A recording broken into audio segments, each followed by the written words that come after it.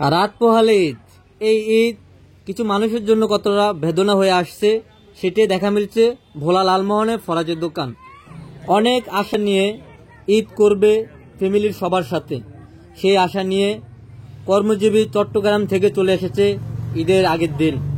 কিন্তু আজ সকালবেলা চট্টগ্রাম থেকে এসে নিজ পুকুরে গোসল করতে গিয়ে বৈদ্যুতিক শর্টে মারা যান সেই পুকুরেই। কতটা বেদনাময় সেই পরিবার আপনারা দেখুন এবং আমাদের সাথে থাকুন।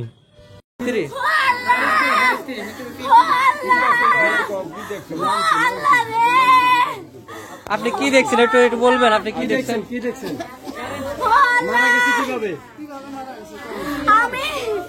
আমি বাইরে একটা আমার ওড়না রোদ্রে দিতে গেছি, আমি ঘরের ভিতর থেকে দেখি যে গামছা নিয়ে বের হয়, আমি গোসল করতে যাই, সবসময় ওই পুকুরে গোসল করে। আমি তারপরে 2 মিনিটও হয় নাই, আমি ওড়না রোদ্রে দিতে গিয়ে ভাবলাম যে আমি পদ্মাটা উল্টায় দেখি কি করে গোসল পুকুরে নামছে। আমি পুকুরে পদ্মা উল্টাইছি মতো দেখি যে অর্ধেক পানির ভিতরে আর অর্ধেক মাটির উপরে। আমি দেখে প্রথমে ভাবছি যে গরম লাগে, এই জন্য মনে হয় কারেন্ট নাই, এই জন্য মনে হয় পুকুরের ভিতর শরীর ভাসে আছে। সেকেন্ডের ভিতর আমার মনে আসলো যে মনে হয় হার্ট অ্যাটাক করছে। আমি দৌড়ে বাইরে ডাকছি মতো, বাইরে লাফ দিয়া গেছে মতো, বলে আমার বাইরে কারেন্টে শেষ করছে।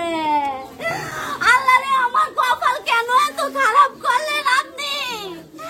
আল্লাহ, আমার পাখি কারে বাবা বলবো? পৃথিবীর কোনো কিছু তো আমার পাখির বাবা এনে দিতে পারবো না। আমার পাখি কারে বাবা বলবো? টাকা পয়সা সম্পত্তি কিছুই তো আমার পাখির বাবা এনে দিতে পারবো না। আমার পাখি কেউ সবাই বাবা ডাকবো, আমার পাখি তো বাবা ডাকতে পারবো না। বাবা ডাকতে পারবো না রে বাইরে। ও ভাইও, ভাইও আমার পাখি কারে বাবা কইবো? ভাইও রে, ভাইও তোমার বাইরে রে, বাইরে ওরে ভাই, ভাই তুই ভাই আমার পাখি কারে বাবা কইবো? আমার 6 বছর সংসার করতে পারি নাই।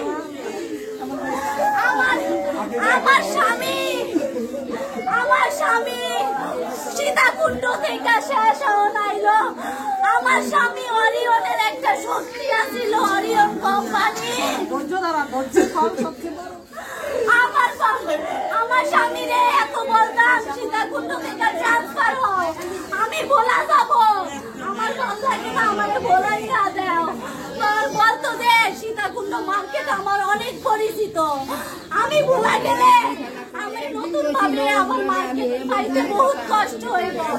আমার স্বামী অরিয়ন কোম্পানির একটা শক্তি আছিল।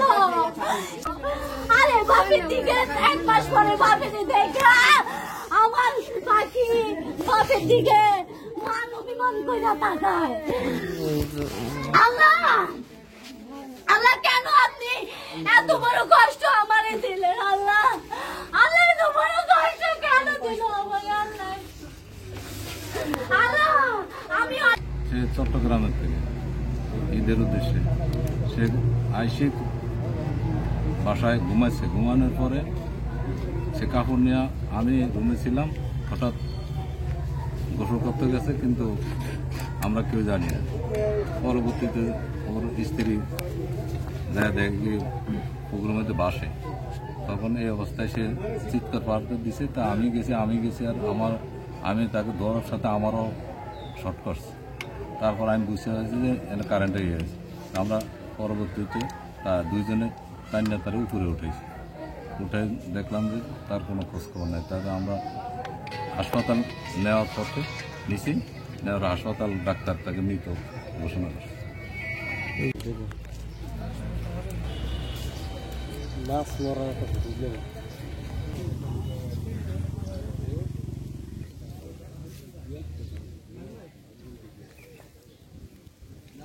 সেইখান থেকে যার কারণে পানির মধ্যে